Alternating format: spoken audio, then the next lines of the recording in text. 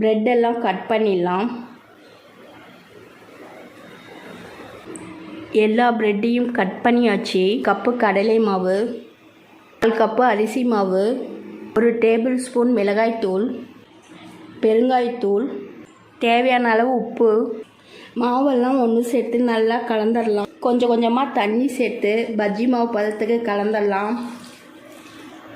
பஜ்ஜி மாவு பதத்துக்கு கலந்தாச்சு. பஜ்ஜி மாவு ரெடி ஆயிடுச்சு. ஆயில் நல்லா சூடாக இருக்கு. ஆயிலில் போட்டு பொரிச்சு எடுத்துடலாம். ஒரு பக்கம் வெந்துடுச்சு, திருப்பிடலாம்.